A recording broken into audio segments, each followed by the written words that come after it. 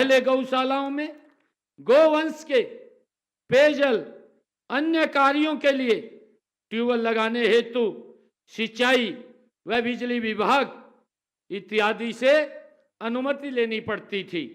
मैं घोषणा करता हूं कि अब गौशाला में एक ट्यूबवेल लगाने के लिए किसी की अनुमति लेने की आवश्यकता नहीं होगी।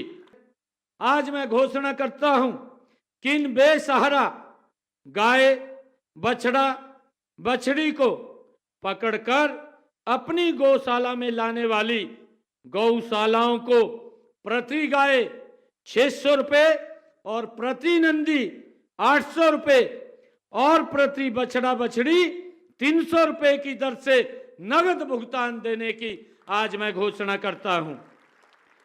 ऐसे पकड़े हुए गोवंश के लिए गौशाला को प्रति बछड़ा बछड़ी 20 रुपया, प्रति गाय 30 रुपये और प्रति नंदी 40 रुपये प्रतिदिन चारे के लिए अनुदान के रूप में मैं देने की भी आज ये घोषणा करता हूं।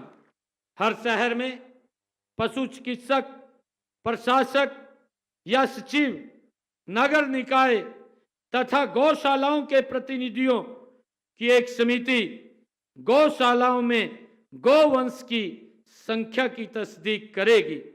हमने ये निर्णय किया है कि जितनी भी चाहे नगर पालिका है, चाहे वो नगर निगम है, चाहे वो नगर परिषद है या गांव के अंदर कहीं पर भी गौशाला आप चला रहे हैं, उसके तहत जो हमारा नगर पालिका का सेक्रेटरी है, वो सेक्रेटरी और हमारा जो एनिमल हस्बेंड्री का वहाँ डॉक्टर है, एक वो डॉक्टर और जितनी हमारी गौशालाएं हैं, अगर शहर में एक गौशाला है तो उसका प्रधान, और अगर 2 गौशालाएं हैं तो दोनों गौशालाओं के प्रधान, जितनी भी गौशालाएं उस शहर के अंदर होंगी उन सब के एक एक प्रधान को इस कमेटी के अंदर वो लिया गया है। और इस कमेटी में एक सदस्य गौ सेवा आयोग का भी हमने नियुक्त किया है, ताकि कोई भी गोवंश सड़क के ऊपर नजर ना आए।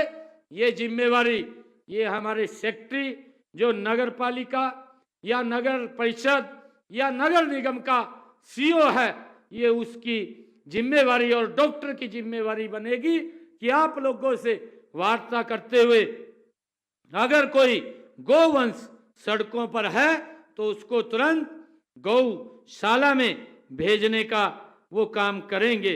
ये कमेटी की बनाने की भी मैं आज यहाँ से घोषणा करता हूँ। हमारी सरकार ने ये निर्णय लिया है, जो ग्राम श्यामलात भूमि हरियाणा संशोधन नियम 2023 बनाए हैं। अब उस नियम के तहत सरकार की स्वीकृति उपरांत कोई भी पंचायत अपनी पंचायती भूमि गौशाला की स्थापना के लिए 20 सालों के पट्टे पर किसी संस्थान को दे सकती है।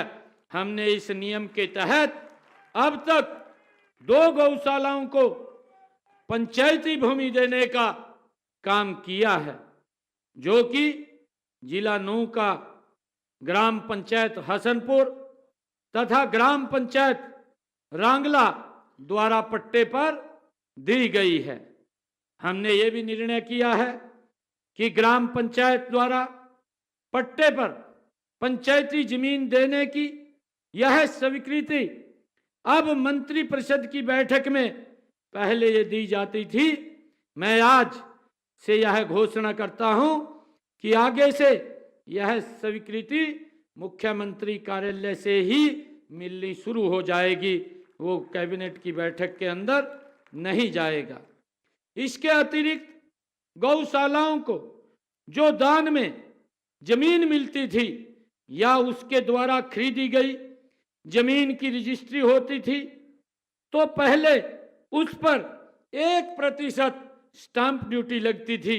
मैं आज घोषणा करता हूं कि अब प्रदेश में नई गौशालाओं के लिए जमीन खरीदने पर स्टांप ड्यूटी जीरो हो जाएगी, कोई स्टैंप ड्यूटी नहीं लगेगी।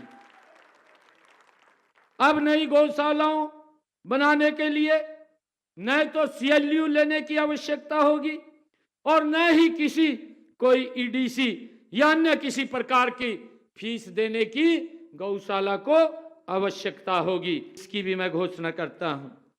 आज प्राय गौशालाओं द्वारा मांग की जा रही थी कि गौशालाओं में गौवंश के स्वास्थ्य की जांच के लिए पशु चिकित्सकों की सुव्यवस्था न होने के कारण दिक्कतों का सामना करना पड़ रहा है। मैं आज ये भी घोषणा करता हूं कि 3000 से अधिक गायों वाली गौशाला में सप्ताह में एक दिन सरकारी वेटरनरी सर्जन वहां विजिट करने के लिए, गौ माताओं को देखने के लिए एक सप्ताह में एक दिन वहां पर आपकी गौशाला में आएगा। इसी प्रकार 3000 से कम गायों वाली गौशाला में सप्ताह में एक दिन सरकारी VLDA विजिट करेगा। मुझे ये खुशी है बताते हुए कि हमारी सरकार ने प्रदेश में 70 मोबाइल पशु चिकित्सालय भी उपलब्ध कराए हैं। मैंने आदेश दिए हैं कि अभी हर सप्ताह मैं एक दिन यह मोबाइल अस्पताल केवल गौशालाओं के गोवंश के उपचार, टेस्टिंग, टीकाकरण, गिनती आदि के लिए उपलब्ध होंगे।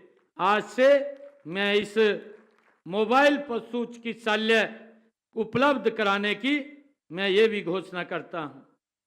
आज मैं ये घोषणा करता हूं कि 1000 तक गौवंश वाली गौशालाओं के लिए एक ई-रिक्शा तथा इससे अधिक गौवंश वाली गौशालाओं के लिए 2 ई-रिक्शा खरीदने के लिए प्रति ई-रिक्शा 1,25,000 रुपए की आर्थिक सहायता भी देने की मैं घोषणा करता हूं।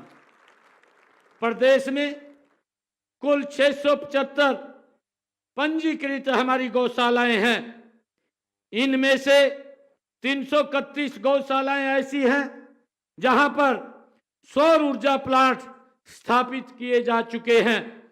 मैं आज ये भी घोषणा करता हूं कि शेष 344 गौशालाओं में भी सौर ऊर्जा प्लांट स्थापित करने पर 90% अनुदान दिया जाएगा। इसमें सौर ऊर्जा प्लांट के लिए 5% अनुदान और गौ सेवा आयोग द्वारा 85% अनुदान हरेड़ा द्वारा दिया जाएगा।